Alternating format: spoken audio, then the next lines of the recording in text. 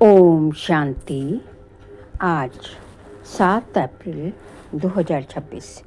आज के श्री महावाक्यों में हमारे परमपिता परमात्मा शिव कहते हैं, मीठे बच्चे, जब भी समय मिले तो एकांत में बैठ सच्चे माशूक को याद करो, क्योंकि याद से ही स्वर्ग की बादशाही मिलेगी। जब भी समय मिले तो एकांत में बैठ सच्चे माशूक को याद करो, क्योंकि याद से ही स्वर्ग की बादशाही मिलेगी। प्रश्न, बाप मिला है तो कौन सा अलबेलापन समाप्त हो जाना चाहिए? उत्तर है, कई बच्चे अलबेले हो कहते हैं, हम तो बाबा के हैं ही, याद की मेहनत नहीं करते, घड़ी घड़ी याद भूल जाते हैं। यही है अलबेलापन। बाबा कहते, बच्चे, अगर याद में रहो तो अंदर स्थायी खुशी रहेगी, किसी भी प्रकार का घुटका नहीं आएगा। जैसे बांधेलियाँ याद में तड़पती हैं, दिन रात याद करती हैं, ऐसे तुम्हें भी निरंतर याद रहनी चाहिए। गीत तकदीर जगा के आई हूँ। ओम शांति। बाप ने बच्चों को समझाया है, तुम भी कहते हो ओम शांति, बाप भी कहते हैं ओम शांति, अर्थात तुम आत्माएं शांत स्वरूप हो। बाप भी शांत स्वरूप है, आत्मा का स्वधर्म शांत है, परमात्मा का भी स्वधर्म शांत है। तुम भी शांति धाम में रहने वाले हो। बाप भी कहते हैं, मैं भी वहाँ का रहने वाला हूँ। तुम बच्चे पुनर्जन्म में आते हो, मैं नहीं आता। मैं इस रथ में प्रवेश करता हूँ, ये मेरा रथ है। शंकर से अगर पूछेंगे, पूछ तो नहीं सकते, परंतु समझो, सूक्ष्म वतन में जाकर कोई पूछे तो कहेंगे, ये सूक्ष्म शरीर हमारा है। शिव बाबा कहते हैं, ये हमारा शरीर नहीं है, ये हमने उधार लिया है, क्योंकि मुझे भी कर्मेंद्रियों का आधार चाहिए। पहली मुख्य बात समझानी है कि पतित पावन ज्ञान का सागर श्री कृष्ण नहीं। श्री कृष्ण सर्वात्माओं को पतित से पावन नहीं बनाते हैं, वो तो आकर पावन दुनिया में राज्य करते हैं। पहले प्रिंस बनते हैं, फिर महाराजा बनते हैं।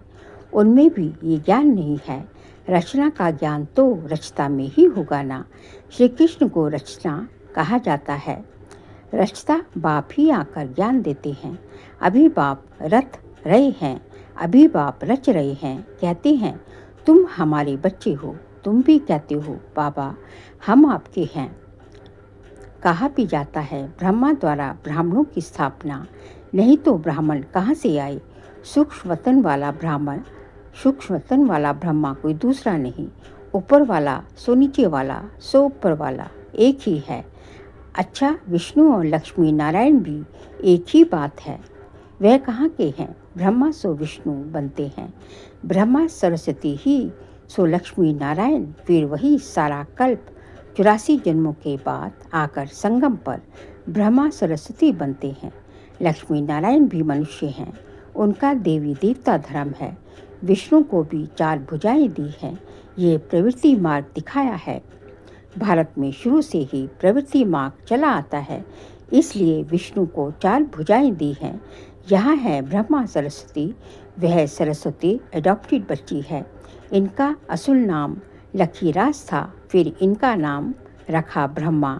शिव बाबा ने इसमें प्रवेश किया और राधे को अपना बनाया, नाम रखा सरस्वती। सरस्वती का ब्रह्मा कोई लौकिक बाप नहीं ठहरा। इन दोनों के लौकिक बाप अपने अपने थे, अभी वह नहीं है। ये शिव बाबा ने ब्रह्मा द्वारा एडॉप्ट किया है। तुम हो एडॉप्टेड चिल्ड्रन। ब्रह्मा भी शिव बाबा का बच्चा है। ब्रह्मा के मुख कमल से रचते हैं, इसलिए ब्रह्मा को भी माता कहा जाता है।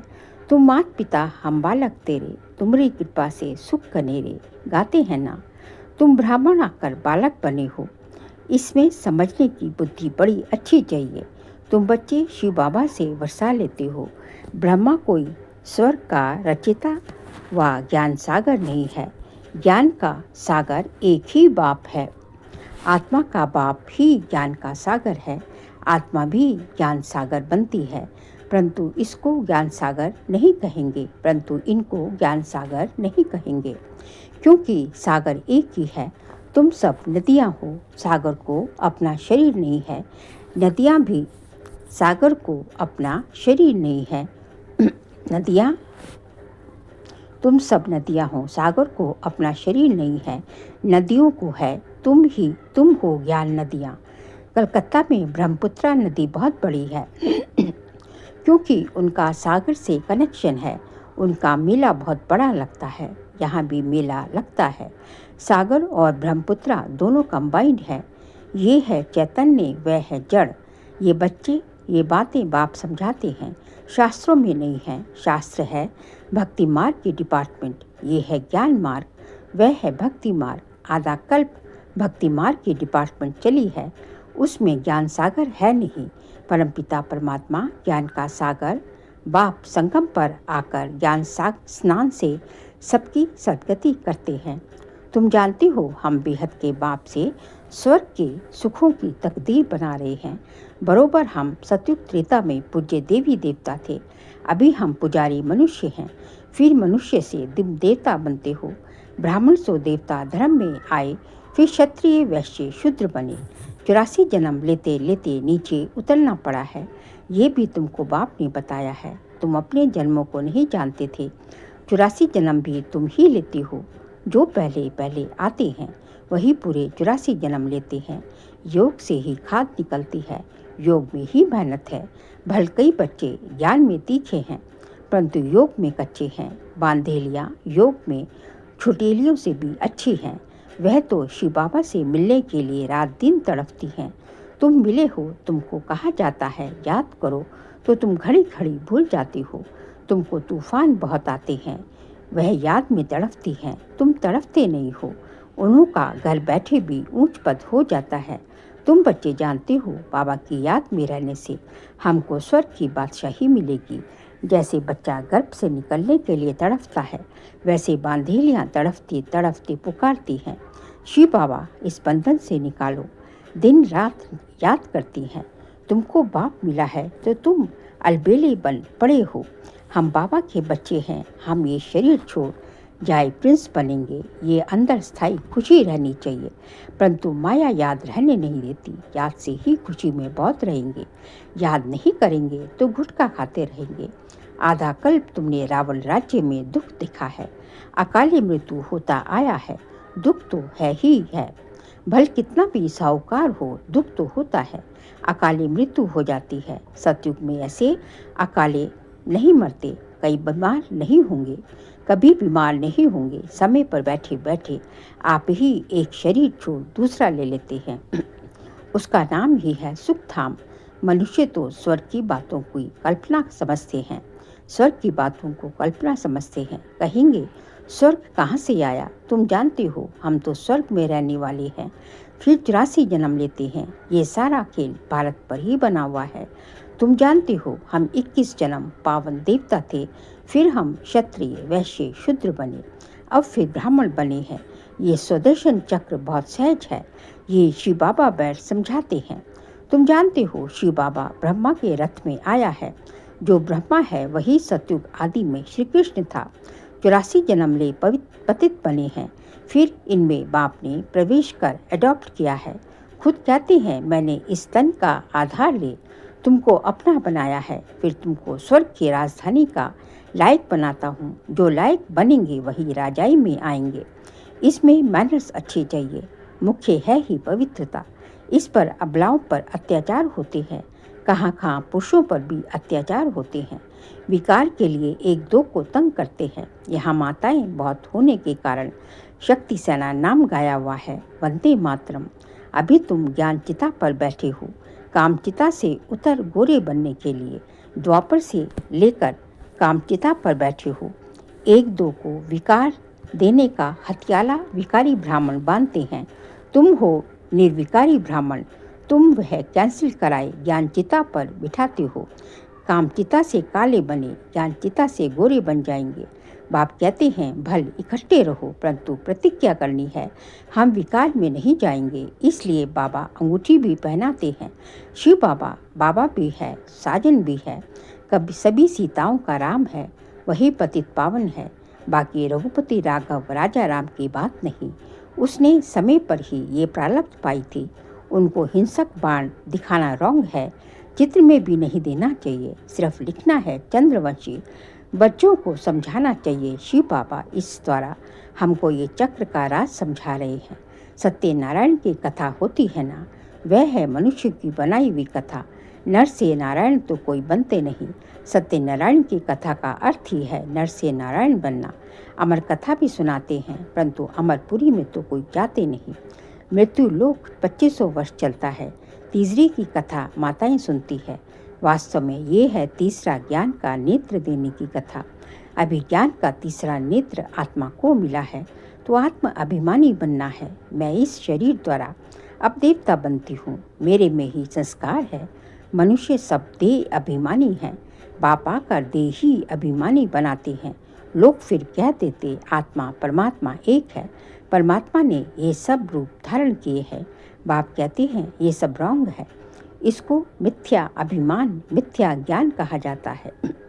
बाप बतलाते हैं मैं बिंदी मिसल हूँ, तुम भी नहीं जानते थे, ये भी नहीं जानते थे। अभी बाप समझाते हैं इसमें संशय नहीं आना चाहिए, निश्चय होना चाहिए। बाबा जरूर सत्य ही बोलते हैं। संशय बुद्धि विनश्यंती, वह पूरा वर्षा नहीं पाएंगे। आत्म अभिमानी बनने में ही मेहनत है। खाना पकाते बुद्धि बाप की तरफ लगी रहे। हर बात में ये प्रैक्टिस करनी चाहिए। रोटी बेलते अपने माशूक को याद करते रहना, यह अभ्यास हर बात में चाहिए। जितना समय फुर्सत मिले याद करना है। याद से ही तुम सतो प्रधान बनेंगे। 8 घंटा कर्म के लिए छुट्टी है, बीच में भी एकांत में जाकर बैठना चाहिए। तुम्हें सबको बाप का परिचय भी सुनाना है। आज नहीं सुनेंगे तो कल सुनेंगे। बाप स्वर्ग स्थापन करते हैं। हम स्वर्ग में थे, अभी फिर नरकवासी हुए हैं। अब फिर बाप से वर्षा मिलना चाहिए। भारतवासियों को ही समझाते हैं। बाप आते भी भारत में ही हैं। देखो तुम्हारे पास मुसलमान लोग भी आते हैं, वो भी सेंटर संभालते हैं। कहते हैं शिव बाबा को याद करो। सिख भी आते हैं, क्रिश्चियन भी आते हैं, आगे चलकर बहुत आएंगे। ये ज्ञान सबके लिए है, क्योंकि ये है ही सहज याद और सहज वर्षा बाप का। परंतु पवित्र तो जरूर बनना पड़ेगा। देहदान तो छूटे ग्रहण। अभी भारत पर राहु का ग्रहण है, फिर बृहस्पति की दशा शुरू होगी 21 जन्मों के लिए। पहले होती है बृहस्पति की दशा, फिर चक्र की दशा। सूर्यवंशियों पर बृहस्पति की दशा, चंद्रवंशियों पर चक्र की दशा कहेंगे।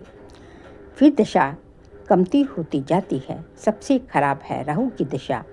बृहस्पति कोई गुरु नहीं होता, ये दशा है वृक्षपति की। वृक्षपति बाप आते हैं तो बृहस्पति और चक्र की दशा होती है। रावण आते हैं तो राहु की दशा हो जाती है। तुम बच्चों पर अभी बृहस्पति की दशा बैठती है। सिर्फ वृक्षपति को याद करो, पवित्र बनो, बस। अच्छा, मीठे मीठे सिकिल दे बच्चों प्रति माता पिता बाप दादा का याद प्यार और गुड मॉर्निंग। रूहानी बाप की रूहानी बच्चों को नमस्ते। हम रूहानी बच्चों की रूहानी बाप दादा को नमस्ते नमस्ते, गुड मॉर्निंग, शुक्रिया बाबा, शुक्रिया। सार के लिए पॉइंट्स हैं। हर कार्य करते हुए आत्म अभिमानी बनने की प्रैक्टिस करनी है। देह का अहंकार समाप्त हो जाए, इसके लिए ही मेहनत करनी है। सेकंड पॉइंट, सतयुगी राजाई के लायक बनने के लिए अपने मैनर्स रॉयल बनाने हैं। पवित्रता ही सबसे ऊंची चलन है। पवित्र बनने से ही पवित्र दुनिया के मालिक बनेंगे। वरदान, करण करावन हार की स्मृति द्वारा सहज योग का अनुभव करने वाले सफलता मूर्त भव। करण करावन हार की स्मृति द्वारा सहज योग का अनुभव करने वाले सफलता मूर्त भव। कोई भी कार्य करते यही स्मृति रहे कि इस कार्य के निमित्त बनाने वाला बैकबोन कौन है। बिना बैकबोन के कोई भी कर्म में सफलता नहीं मिल सकती। इसलिए कोई भी कार्य करते सिर्फ ये सोचो मैं निमित्त हूँ, कराने वाला स्वयं सर्वसमर्थ बाप है। ये स्मृति में रख कर्म करो तो सहज योग की अनुभूति होती रहेगी। फिर ये सहज योग वहाँ सहज राज्य कराएगा। यहाँ के संस्कार वहाँ ले जाएंगे। स्लोगन है, इच्छाएं परछाई के समान है, आप पीठ कर दो तो पीछे पीछे आएंगी।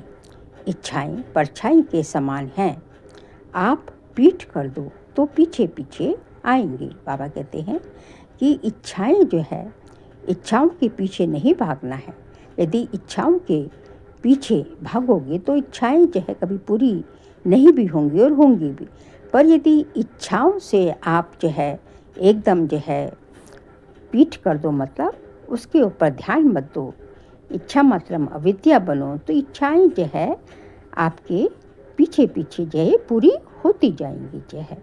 तो जैसे परछाई आपके पीछे पीछे आती है, तो इसी तरह जो है इच्छाएं भी जो है, यदि आप इच्छा के बारे में जब सोचेंगे नहीं तो इच्छाएं आपकी स्वतः ही पूरी होती जाएंगी। फिर अप्रैल मास का व्यक्तिशारी का सब्जेक्ट है, महान बनने के लिए मधुरता और नम्रता का गुण धारण करो। आज का पॉइंट है, मधुरता ऐसी विशेष धारणा है जो कड़वी धरनी को भी मधुर बना देती है।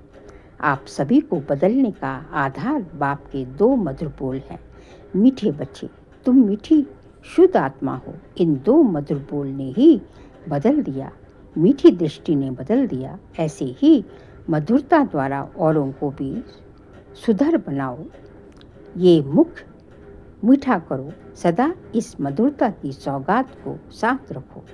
इसी से सदा मीठा रहेंगे और मीठा बनाएंगे।